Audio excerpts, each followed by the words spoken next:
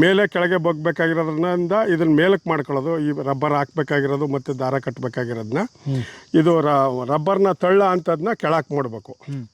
ಇಲ್ಲಿ ಕೆಳಗೆ ಕಟ್ ಮಾಡ್ಕೊಳ್ಳೋದು. ಇಷ್ಟಿದ್ರೆ ಪೈಪು ಬಿಗಿಯಾಗೇ ಇರುತ್ತೆ. ಈಗ ನೋಡಿ ಈ ರೀತಿ ಹಾಕ್ಬಿಟ್ಟು ಅಲ್ಲಿಗೊಂದು ರಬ್ಬರ್ ಹಾಕ್ಬಿಡ್ತೀರಾ? ರಬ್ಬರ್ ಹಾಕ್ಬಿಡೋದು. ಇದು ಅಕಸ್ಮಾತ್ ಇದು ಉದ್ದ ಆಗ್ಬಿಡ್ತು ಅಂತಾರೆ ಹಾಕೋವಾಗ ಸಿಕ್ಕಾಕೊಬಿಡುತ್ತೆ. ಯಾತ್ರಕ್ಕೆ ಈ ಬ್ಯಾಗ್ಗೆ ಸಿಕ್ಕಾಕತ್ತದೆ. ಅದ್ರ ಬದಲು ನಾವು ಅದನ್ನು ಒಂಚೂರು ತುಂಡಾಗಿಟ್ಕೊಂಡ್ರೆ ಏನೂ ತಾಪತ್ರಯ ಇಲ್ಲ. ನೋಡಿ ಈ ರೀತಿ ಎಷ್ಟು 20 ಅಡಿ ಇದ್ದರೂ ಮರ 30 ಅಡಿ ಇದ್ದರೂ ನಾವು ಕೆಳಗೆ ನಿಂತ್ಕೊಂಡು ಕವರ್ ಹಾಕ್ಬೋದು. ಒಂಚೂರು ರಿಸ್ಕ್ ಇಲ್ಲ.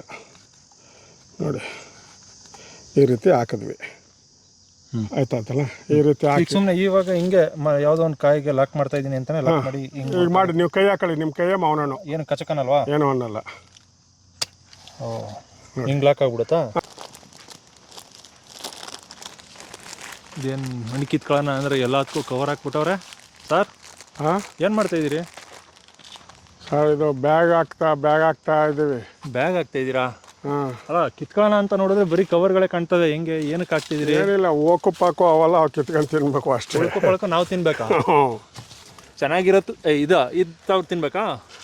ಆ ಥರದ್ದು ಪ್ರಾಣಿ ಪಕ್ಷಿಗಳಿಗೆ ಕವರ್ ಆಗ್ತಿರೋದು ನಮ್ಗೆ? ಕವರ್ ಆಗ್ತಿರೋದು ತಗೊಳಕ್ ಕಸ್ಟಮರ್ಗೆ, ಅದೇನೆ ಮನುಷ್ಯರಿಗೆ ಅದಕ್ಕೆ ಕವರ್ ಆಗ್ತಿರೋದು. ಅವ್ರಿಗೆ ಏನು ಸೋಕ್ಬಾರ್ದಲ್ಲ.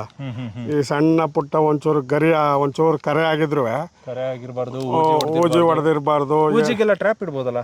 ಊಜಿಗೆ ಟ್ರ್ಯಾಪ್ ಇಟ್ರು ಅದ್ರಲ್ಲಿ ಏನಾಗಿದೆ, ಒಂದು ಹೆಣ್ಣುಳ ಅರೆಸ್ಟ್ ಮಾಡುತ್ತೆ, ಒಂದು ಗಂಡುಳ ಅರೆಸ್ಟ್ ಮಾಡುತ್ತೆ. ಮಧ್ಯಮ ಲಿಂಗನ ಮಾಡಲ್ಲ. ಅಲ್ಲ, ಏಡು ಹಿಂಸೆ ಕೊಡ್ತೇವೆ ರೈತನಿಗೆ. ಆದರೆ ಅವ್ರ ಬುದ್ಧಿ ಉಪಯೋಗಿಸಿ ಏನು ಮಾಡಿರೋದು, ಒಂದು ಹೆಣ್ಣು ಅರೆಸ್ಟ್ ಮಾಡುತ್ತೆ, ಒಂದು ಗಂಡು ಅರೆಸ್ಟ್ ಮಾಡುತ್ತೆ ಅಂತಾರೆ. ಈಗ ಬಂದಿದೆ ಏಡ್ನು ಅರೆಸ್ಟ್ ಮಾಡೋ ಅಂಥದ್ದು.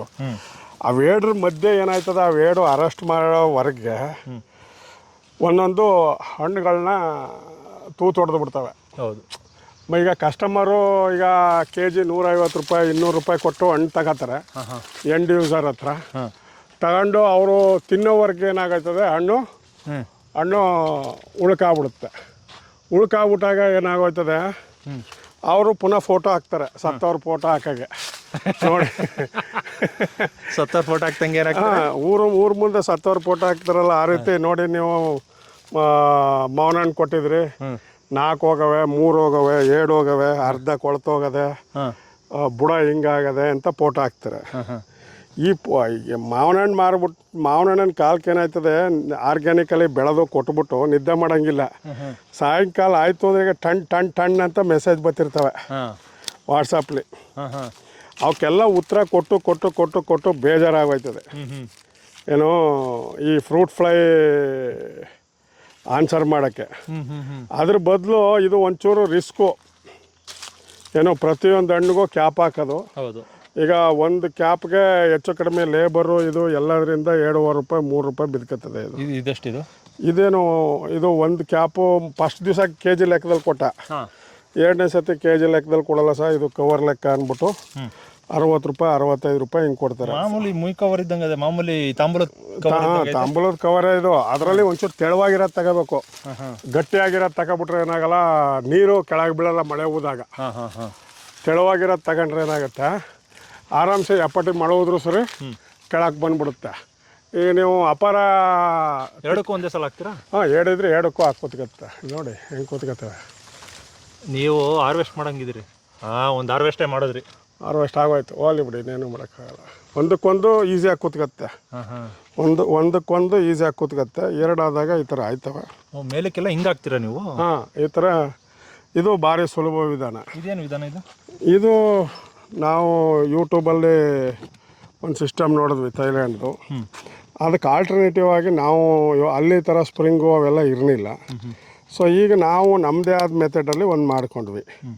ಇದೇನಿಲ್ಲ, ಜಸ್ಟ್ ಇದು 2 ತಂತಿ, ಈ ಕಡೆ 2.5 ಇಂಚು, ಈ ಕಡೆ ಕೆಳಕ್ಕೆ 2 ಇಂಚು, ಮಧ್ಯೆ ಒಂದು ಹೋಲ್ ಹಾಕಿ ಒಂದು ನಟ್ಟು. ಆ ವಾಸರ್ ಥಿಕ್ನೆಸ್ ಎಷ್ಟಿರುತ್ತೆ ಆ ರೀತಿ ನೋಡಿ. ಇದೇ ರೀತಿ ವಾಸರ್ ಇದು. ಇದೇ ಥರ ವಾಸರು ಮಧ್ಯದಲ್ಲಿ ವೆಲ್ಡ್ ಆಗಿದೆ. ಇದು ವೆಲ್ಡ್ ಈ ಕಡೆಗೆ ಆಗಿದ್ರೆ ಇಲ್ಲಿ ಮಧ್ಯದಲ್ಲಿ ಈ ಕಡೆಗೆ ವೆಲ್ಡ್ ಆಗಿದೆ. ಅದ್ರ ಫೋಟೋ ಹಾಕ್ಬಿಡ್ತೀನಿ ನಾನು. ಈ ಕಡೆ ವೆಲ್ಡ್ ಆಗಿದೆ, ಮಧ್ಯೆ ಇಲ್ಲಿ ಅದನ್ನು ಬಂಧಿಸಿದ್ದೀವಿ ನಟ್ಟು ಬೋಲ್ಟಲ್ಲಿ.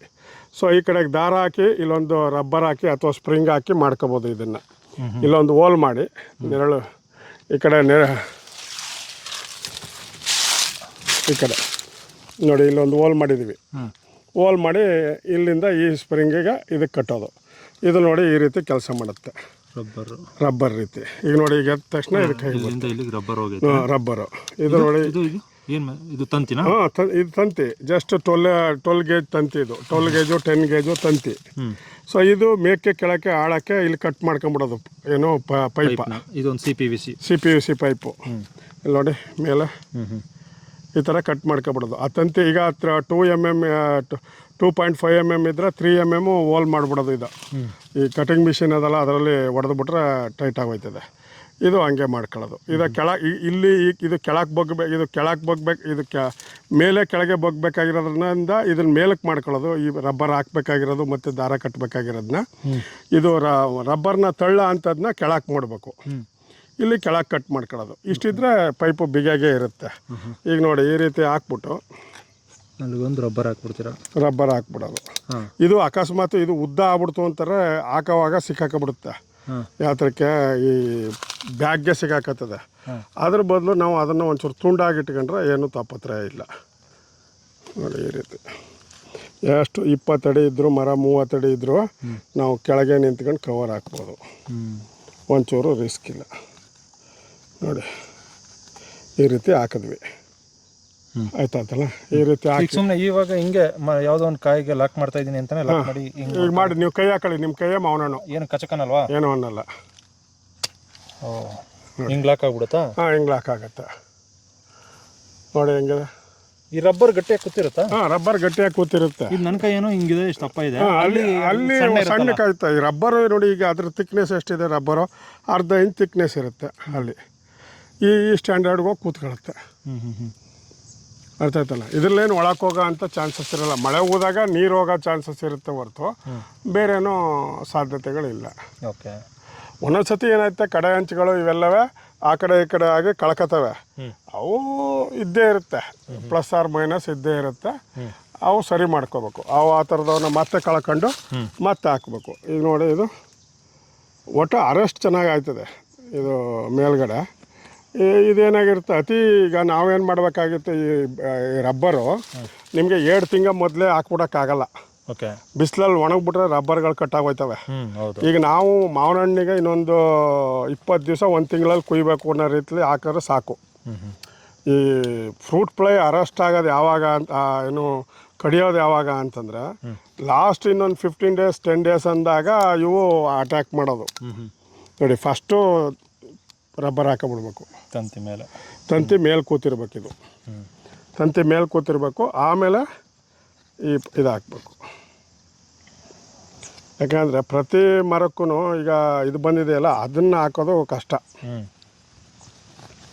ಅಲ್ಲ, ಈ ಬ್ಯಾಗ್ ಇದು ಮೊದಲನೇ ಬಾರಿ ಯೂಸ್ ಮಾಡ್ತಿರೋದ ನೀವು? ಮೊದಲನೇ ಬಾರಿನೇ ಯೂಸ್ ಮಾಡಿದ್ವಿ. ಇದೆಲ್ಲ ಯೂಸ್ ಆ್ಯಂಡ್ ಥ್ರೋನೇ. 2ನೇ ಸತಕ್ಕೆ ಆಗುತ್ತಾ ಆಗಲ್ವೋ ಗೊತ್ತಿಲ್ಲ. ನಾವು ಮೊದಲನೇ ಪ್ರಯತ್ನದ ಭಾಗವಾಗಿ ಮಾಡ್ತಾ ಇದ್ದೀವಿ ಇದನ್ನೀಗ. ಇದೆಲ್ಲ ಫಸ್ಟ್ ಟೈಮು. ಯಾಕೆ ಅಂದರೆ ಲಾಸ್ಟ್ ಇಯರು ನಮ್ಮನ್ನು ನಿದ್ದೆ ಮಾಡ್ಬಿಡ್ನಿಲ್ಲ ಮಾವಿನ ಹಣ್ಣು ತಿನ್ನೋರು. ಹೌದು. ಮೆಸೇಜ್ ಮಾಡಿ ಮಾಡಿ ಮಾಡಿ ನಮಗೂ ಯಾಕಾರೋ ಆರ್ಗ್ಯಾನಿಕಲಿ ಮಾಡಬೇಕು ಇದನ್ನೀಗ ಅನ್ನಿಸ್ಬಿಡ್ತು. ಯಾಕಂದರೆ ಅಷ್ಟೊಂದು ಫ್ರೂಟ್ ಫ್ಲೈ ಪ್ರಾಬ್ಲಮ್ಮು. ಅಲ್ಲ, ಆರ್ಗ್ಯಾನಿಕ್ ಆಗಿ ತೋಟ ಮಾಡೋರಿಗೆ ಸಿಕ್ಕಾಬಿಟ್ಟೆ ಸಂಕಟಗಳೆಲ್ಲ. ಹೌದು, ಒಳ್ಳೆಯವ್ರಿಗೆ ಚಾಲೆಂಜ್ ಜಾಸ್ತಿ ಸರ್. ನೀವು ಏನೇನು ನೀವು ಅದೊಂಥರ ಸ್ಪೋರ್ಟ್ಸ್ಮನ್ ಇದ್ದಂಗೆ ಅವ. ನಿಜ, ನಾನು ಹೇಳ್ತೀನಿ ಈ ವಿಡಿಯೋದಲ್ಲಿ, ಅದು ಡಿಮೋಟಿವೇಟ್ ಆಗಿ ಯಾರು ತಗೋಬಾರ್ದು. ಆರ್ಗ್ಯಾನಿಕ್ ಆಗಿ ತೋಟ ಮಾಡೋದು ಸಿಕ್ಕಾಪಟ್ಟೆ ಚಾಲೆಂಜ್ ಇರುತ್ತೆ. ಹೌದು. ಯಾಕಂದ್ರೆ ನೆಮ್ಮದಿ, ನಾನು ಆರ್ಗ್ಯಾನಿಕ್ ಆಗಿ ತೋಟ ಮಾಡಿದೀನಿ ಅಂತ ಹೇಳ್ತಾರಲ್ವಾ, ಯಾವುದೇ ಕಾರಣಕ್ಕೂ ನೆಮ್ಮದಿ ಇರಲ್ಲ. ಹೌದು, ಚಾಲೆಂಜ್ ಜಾಸ್ತಿ ಸರ್, ತುಂಬಾ ಚಾಲೆಂಜ್ ಜಾಸ್ತಿ. ಹೆಗ್ಣ ಬಂದು ಕೊಡ್ದಿರುತ್ತೆ, ಬುಡ ಗಿಡ ಇನ್ನೇನು ಬಿದ್ದೋಗ್ಬೇಕು ಹಂಗಿರುತ್ತೆ. ನೀವು ಈಗ ನೋಡಿ, ನೀವು ಆರ್ಗ್ಯಾನಿಕಲಿ ಮಾಡಕ್ ಹೋಯ್ತೀವಿ ಅಂತಂದಾಗ ಇಲಿಗಳು ಭಾರಿ ಕಾಟ ಕೊಡ್ತವೆ ಸರ್. ಹೆಗ್ಣ, ಇಲಿ, ಇದು ಸುಮ್ಮನೆ ಇಲಿಗಳು ಬಂದು ತೋಡ್ಬಿಟ್ರೆ ಲಕ್ಷಾಂತರ ಲೀಟರ್ ನೀರನ್ನ ಕುಡ್ಕತ್ತದೆ ಅಂತ ಆದ್ರೆ ಹಾಕಿರೋ ಗಿಡವೇ ಬದುಕಲ್ವೇ? ಗಿಡ ಬದುಕಲ್ಲ, ಹೋಗಿ ಪಕ್ಕದಲ್ಲೇ ತೋಡ್ಬಿಡುತ್ತೆ. ಬೇರೆಲ್ಲ ತೋಡಿ ಗಿಡನ ಹಾಳು ಮಾಡುತ್ತೆ. ನಾವು ಪ್ರಿನ್ಸಿಪಲ್ಸ್ಗಳನ್ನ ಮಾತಾಡೋ ಸುಲಭ, ಆದ್ರೆ ಅನುಭವಿಸೋದಲ್ಲ ಅದು ಅವನಿಗೆ ಗೊತ್ತು. ನಿಜವಾಗ್ಲೂ ತುಂಬಾ ಕಷ್ಟ. ಆರ್ಗ್ಯಾನಿಕ್ ತೋಟ ಮಾಡಿ ಇವತ್ತು ನಾನು ಮನೆಗೆ ಹೋಗಿ ನಾಳೆ ಬರ್ತೀನಿ ಅಂದ್ರೆ ಆ ತೋಟ ಹಂಗೆ ಇರಲ್ಲ, ಏನೋ ಒಂದಲ್ಲಿ ಲೆಸ್ ಆಗಿರುತ್ತೆ ಆಲ್ರೆಡಿ, ಗಿಡಗಳು ಲೆಸ್ ಆಗ್ಬಿಟ್ಟು. ಆಮೇಲೆ ಸುಮ್ಮನೆ ಅಂತಾರೆ ಇದಕ್ಕೆ ಯಾಕೆ ಇಷ್ಟು ರೇಟ್ ಕೊಡಬೇಕು ಅಂತ ಅಂತಾರೆ. ಈ ಪಾಡ ನೋಡ್ಬೇಕಿದೆ. ಹೌದು ಹೌದು, ಏನೋ ಇದನ್ನೆಲ್ಲನೂ ಯಾಕಂದ್ರೆ ನಾವು ಕೆಮಿಕಲ್ ಹಾಕ್ಬಿಟ್ಟು ಕೊಡ್ತಾ ಇಲ್ಲ ನಿಮ್ಗೆ. ಈ ತರ ಎಲ್ಲ ಕಷ್ಟಪಟ್ಟು ಒಂದೊಂದು ಹಣ್ಣಿಗೂ ಮಾಡ್ತಾ ಇದೀರಾ ಈ ತರ ಕೆಲಸ? ಇದು ನೋಡಿ 1 ವಾರ ಆಯ್ತು, ಇಷ್ಟು ಮರಗಳಿಗೂ ನಾವು 3 ಆಳು, 1 ಗಂಡಾಳು 2 ಹೆಣ್ಣಾಳು ಕಂಟಿನ್ಯೂ ಮಾಡ್ತಾವ್ರ. ಈ ಕೊನೆ ಇವತ್ತು ಈ ಸಾಲ ಎಂಡಾಯ್ತದೆ, ನಾಳೆ ಇವೆರಡು ಸಾಲ ಮಾಡಬೇಕು. ಓಕೆ, ಇದು ಕಂಟಿನ್ಯೂಯಸ್ ಪ್ರೋಸೆಸ್. ಇದು ಒಂದು 10-15 ದಿವಸ ಈ ರೀತಿ ಕವರ್ ಹಾಕದೆ ನಮಗೆ 1 ವಾರ 10 ದಿವಸ ಆಯ್ತದೆ.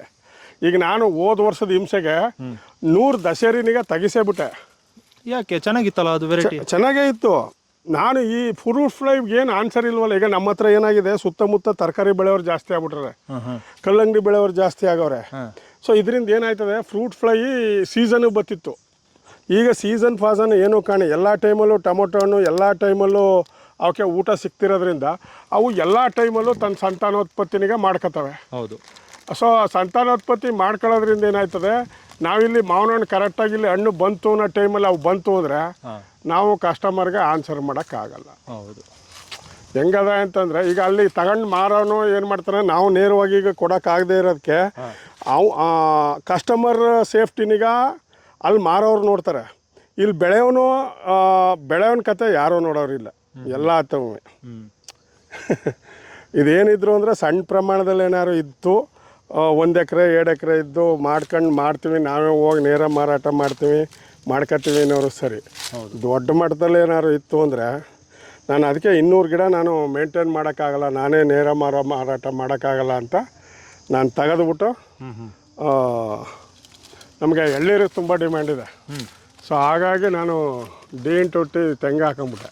ತೆಂಗು ಹಾಕೊಂಡ್ರೆ? ಹಾಂ, ಯಾಕಂತಾರೆ ನಾನು 2 ಕಡೆ ಕಾನ್ಸಂಟ್ರೇಟ್ ಮಾಡೋಕ್ಕಾಗ. ತೆಂಗು ಉಳಿಸ್ಕೊಳ್ಬೇಕಲ್ಲ, ಅದಕ್ಕೂ ಹೋರಾಡಬೇಕಲ್ಲ, ಅದೇನು ಕಮ್ಮಿನಾ? ಹಾಂ, ಅದು ಕೆಂಪು ಹುಳ, ಕಪ್ಪು ಹುಳ ಅಲ್ಲ ಒಂದೊಂದ್ರಲ್ಲೂ ಒಂದೊಂದು ಥರ ಚಾಲೆಂಜ್ ಅದ. ಈಗ ದುಂಬಿಗಳು ಬಂದು ಅಟ್ಯಾಕ್ ಮಾಡ್ತವೆ. ಎಲ್ಲದರಲ್ಲೂ ಚಾಲೆಂಜ್ ಅದೆ, ಎಲ್ಲದರಲ್ಲೂ ಚಾಲೆಂಜ್ ಅದೆ. ಸಖತ್ ಚಾಲೆಂಜೇ, ಪ್ರತಿಯೊಂದು ಚಾಲೆಂಜ್. ಈಗ ಸತ್ಯಹರಿಶ್ಚಂದ್ರನಿಗೆ ಚಾಲೆಂಜ್ ಬಂದದ್ದು, ಬೇರೆಯವ್ರಿಗೆ ಚಾಲೆಂಜ್ ಬರಲಿಲ್ಲ. ಹಾಗೆ ಇಲ್ಲಿ ಅದು ಎಂಜಾಯ್ ಮಾಡ್ಬೇಕು ಅದನ್ನು. ಅದೇನಾದ್ರು ಕಷ್ಟ, ಅದು ಭಾಳ ಇದ್ರ ದಾರಿ ಅಂತ ನಾವು ಅನ್ಕೊಳ್ಳೋದಲ್ಲ. ಯಾಕಂದ್ರೆ ನಾವು ಆರ್ಗ್ಯಾನಿಕ್ ಆಗಿ ಮಾಡ್ತೀವಲ್ವಾ, ಆ ಭೂಮಿಯಲ್ಲಿ ವಿಷ ವಸ್ತುಗಳು ಏನೂ ಇರಲ್ಲ. ಹಂಗಾಗಿ ಅಲ್ಲಿ ಪ್ರಾಣಿ ಪಕ್ಷಿಗಳು, ಇಲಿಗಳು ಬಿಲ ತೋಡೋದು ಜಾಸ್ತಿ. ಹೌದು, ಬೇರೆ ಪ್ರಾಣಿಗಳು ಬಂದು ಆಮೇಲೆ ಅದಕ್ಕೆ ಈಗ ನಾವು ಊಟಿಗೆ ಏತಕ್ಕೆ ಹೋದೋ, ಶಿಮ್ಲಾ ಡಾರ್ಜಿಲಿಂಗ್ ಯಾತಕ್ಕೆ ಹೋಗ್ತೀವಿ, ನಮಗೆ ಹಿತಕರವಾದ ವಾತಾವರಣವಾದ. ಸೊ ಈಗ ಆರ್ಗ್ಯಾನಿಕ್ ತೋಟ ಅಂತಂದ್ರೆ ಅವಕ್ಕೆ ಶಿಮ್ಲಾ ಡಾರ್ಜಿಲಿಂಗ್ ಇದ್ದಂಗೆ ವಾತಾವರಣ ಇರುತ್ತೆ. ಈಗ ನೋಡಿ, ಇಲ್ಲಿ ಇಷ್ಟೊಂದು ಆರ್ಗ್ಯಾನಿಕ್ ಮ್ಯಾಟ್ರ್ ಅವೆ. ಈ ಆರ್ಗ್ಯಾನಿಕ್ ಮ್ಯಾಟ್ರ್ ಮಧ್ಯದಲ್ಲಿ ಹಲವಾರು ಇನ್ಸೆಕ್ಟಿಸ್ಗಳು ಎಲ್ಲ ಬದುಕ್ತವೆ, ಫಂಗಸ್ಸು, ವೈರಸ್ಸು ಎಲ್ಲ ಬದುಕ್ತವೆ. ಕೊನೆಗೊಂದು ದಿವಸ ಅದನ್ನು ತಿನ್ನೋಕೆ ಇನ್ನೊಂದು ಬತ್ತೆ, ಇದನ್ನು ತಿನ್ನೋಕೆ ಇನ್ನೊಂದು ಬತ್ತೆ, ಕೊನೆಗೆ ನಮ್ಮ ಬುಡನೇ ತಿಂತವೆ, ಎಲ್ಲ ಬಂದು ಇಲ್ಲೇ ಸೇರ್ಕೊತವೆ. ನಾವು ಎಲ್ಲಾ ಪ್ರಾಣಿಗಳಿಗೂ ಆಶ್ರಯ ಕೊಟ್ಟಿದೀವಿ ಅನ್ನೋದು ಒಂದ್ ಕಡೆ ಆದ್ರೆ, ನಮ್ಮನ್ನ ಆಚೆ ಬಿಸಾಕಿವಿ ಅನ್ನೋದು ಇನ್ನೊಂದ್ ಕಡೆ. ನಾವು ಆಶ್ರಯ ಕೊಡಕ್ಕೆ ನಾವ್ಯಾರೋ ಸೃಷ್ಟಿ. ಅದೇನೆ, ನಾವು ಏನ್ ಮಾಡಿದೀವಿ ಅಂದ್ರೆ ಎಲ್ಲವೂ ಬದುಕುವಂತ ವಾತಾವರಣನ ಕ್ರಿಯೇಟ್ ಮಾಡಿದೀವಿ ಅಷ್ಟೇ. ನಾವು ಒಂದು ಸೊಸೈಟಿನಲ್ಲಿ ನಾವೊಂದು ಒಬ್ಬ ಪರ್ಸನ್ ಹೊರತು ನಾವೇನು ಕ್ರಿಯೇಟ್ ಮಾಡೋ ಅಂಥವ್ರು ಅಲ್ಲ ನನ್ನ ಪ್ರಕಾರ. ಹೌದು, ನೀವು ಮಾಡಿ ಇಲ್ಲ ನೋಡಿ, ಈಸಿಯಾಗಿ ಕೂತ್ಬಿಡುತ್ತೆ. ಈ ಥರ ಎಳ್ಳಿರೋದಕ್ಕೆ ಸ್ವಲ್ಪ ಕಷ್ಟ. ಹೇಳಿರೋದಕ್ಕೆ ಏನು ಮಾಡ್ಬೇಕಾಗುತ್ತೆ, ಇನ್ನೊಂಚೂರು ಈ ಇದ್ರ ದೊಡ್ಡ ಬ್ಯಾಗ್ ಇದೆ, ಪೈಪೇ ದೊಡ್ಡದು ಹಾಕಬೇಕು. ಪೈಪು ಏನು ಮಾಡ್ಬೇಕಾಯ್ತು, ಇದು 4 ಇಂಚು 6 ಇಂಚ್ ಪೈಪ್ ಮಾಡ್ಕೋಬೇಕು ಹೇಳಿರೋ ಹಾಕಕ್ಕೆ. ಕೆಲವು ಕೆಳಗಡೆ ಇರೋವನ್ನೆಲ್ಲ ನಮ್ಮ ಲೇಬರು ಕೈಲೇ ಕಟ್ಟವ್ರೆ, ಏನೋ ಇದ್ರಲ್ಲಿ ಹಾಕಗಂಟ ಕೈಲಿ ಕಟ್ಕೊಬಿಟ್ಟವ್ರೆ. ಇದು ಈ ಮೆಥಡ್ ಅಂತೂ ಈಗ ನಮ್ಮ ತೋಟಕ್ಕೆ ಒಂದು 5-6 ಮಾಡ್ಕೊಂಡಿದ್ದೀವಿ. ಇದೊಂದು 150-200 ರೂಪಾಯಿ ಖರ್ಚಾಯ್ತೆ, ಮಾಡ್ಕೋಬೋದು. ಅದ್ರ ಟೈಮ್ ತಗೊಳತ್ತೆ. ಈಗ ನಾವು ಇದಕ್ಕೆ ಸರಿಯಾದ ರೀತಿ ಎಕ್ವಿಪ್ಮೆಂಟ್ಸ್ ಇಲ್ಲದೆ ಇರೋದ್ರಿಂದ ತಂತಿಲ್ ಕಟ್ಕೊಂಡಿದ್ದೀವಿ. ಇದು ಆ್ಯಕ್ಚುಲಿ ಸ್ಕ್ರೂ ಹಾಕಿದ್ರೆ ಇನ್ನೂ ಚೆನ್ನಾಗಿರುತ್ತೆ ಟೈಟಾಗಿ. ಏನೋ ಇದರಲ್ಲಿ ನಮ್ಮಲ್ಲಿ ಒಟ್ಟು ತುಂಬ ಜನಕ್ಕೆ ಖುಷಿಯಾಗಿದೆ. ಇದು ಏನೋ ಬಂದು ನೋಡ್ಕೊಂಡು ನಾವು ಮಾಡ್ಕೊತೀವಿ ಅಂತ ಹೋಯ್ತಾರಲ್ಲ, ಈ ಥರ ತಂತ್ರಜ್ಞಾನ, ಸರಳ ತಂತ್ರಜ್ಞಾನ ಇದು. ಅವ್ರಿಗೆಲ್ಲ ಅಕಸ್ಮಾತ್ ಇದ್ರದ್ದು ಒಂದಷ್ಟು ಫೋಟೋಸು ಇದನ್ನ ಮಾಡುವಾಗ ಏನಾದ್ರು ವೀಡಿಯೋಸ್ ಏನಾದ್ರು ತೊಗೊಂಡಿದ್ರೆ ನಂಗೆ ಕಳಿಸಿ. ಹಾಂ ಈ ವಿಡಿಯೋದಲ್ಲಿ ಹಾಕ್ತೀನಿ. ಒಂದಷ್ಟು ಜನಕ್ಕೆ ಈ ಥರ ಮಾಡಕ್ಕೆ ಹೆಲ್ಪ್ ಆಗುತ್ತೆ.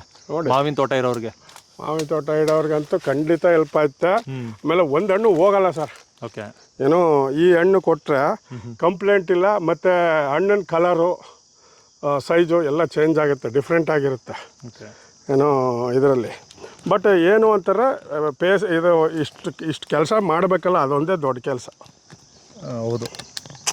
ಈಗ ಒಂದೊಂದು ಹಣ್ಣಿಗೂ ಹಾಕಬೇಕು ಅಂದರೆ ಪೇಷನ್ಸ್ ಬೇಕು. ಈಗ ಮರ ಹತ್ತಂತೂ ಹಾಕೋದು ಕಷ್ಟ, ಸಿಕ್ಕಾಪಟ್ಟೆ ಕಷ್ಟ.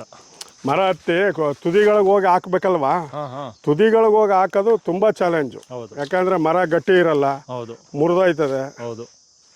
ಇದೆಲ್ಲ ಈಗ ನಾವೇನು ಮಾಡ್ಕೊಂಡಿದ್ದೀವಿ, ಇದನ್ನ ಆಯಾ ಸೈಜಿಗೆ ತಕ್ಕಂತೆ ಮಾಡ್ಕೊಂಡಿದ್ದೀವಿ. ಏನೋ ಪೈಪ್ಗಳನ್ನ, ಆಗ ನಮಗೆ 20 ಅಡಿ ಪೈಪ್ ಬೇಕಾದ್ರೆ 20 ಅಡಿ ಪೈಪ್ಗೆ ಹಾಕೋಬೋದು, 10 ಅಡಿ ಬೇಕಾದ್ರೆ 10 ಅಡಿ, 5 ಅಡಿ ಬೇಕಾದ್ರೆ 5 ಅಡಿಗೆ ಹಾಕೋಬೋದು. ಆ ರೀತಿ ಕನ್ವಿನಿಯೆಂಟ್ ಸೈಜ್ ಮಾಡ್ಕೋಬೇಕು. Okay sir. ಇಲ್ಲಿ ನೋಡಿ ನಾವು ಮಾಡಿರೋದ್ನೀಗ ಇದು ಇಲ್ಲಿ ಒಂದು FT ಒಂದು MT ಹಾಕೊಂಡಿದ್ದೀವಿ. ಇಲ್ಲಿ ಇದನ್ನು ಕಳೆದ್ರೆ ನೀವು 20 ಅಡಿ ಪೈಪು ನೋಡಿ ಅಲ್ಲಿದೆಯಲ್ಲ, ಅಲ್ಲಿಗೆ ಹಾಕತ್ತೀವಿ. ಇದು ಜಸ್ಟ್ ಇಷ್ಟೇ ಮೇಗ್ಲದು. ಮೇಗ್ಲದು ಕಳೆದ್ರೆ ದೊಡ್ಡ. ಈಗ ನೋಡಿ ಇದು ಚಿಕ್ಕದಾಗಿರೋದ್ರಿಂದ ಇದೇ ಸಾಕು. ಇದು ಒಟ್ಟು ನೋಡಿ 8 ಅಡಿ ಇದೆ. 8 ಅಡಿ ಪೈಪ್ಲಿ ಹಾಕೋದು. ಇನ್ನು ಎತ್ತರದ ಮರ ಆದ ಅಂದರೆ ಆ ಮರ ಸೈಜು ತಕ್ಕಂತೆ ಪೈಪ್ ಚೇಂಜ್ ಮಾಡೋದು ಅಷ್ಟೇ. ನೋಡಿ ಸರಿ ಸರ್, ಹಂಗಾರೆ ಕವರ್ ಹಾಕೋದ್ವಲ್ಲ ನೋಡಿ. ಬರ್ತೀನಿ ನಾನು, ಬನ್ನಿ ನೋಡಿ ಹೆಂಗಿದೆ, ಸೂಪರಾಗಿ ಕುತ್ಕತ್ತೆ.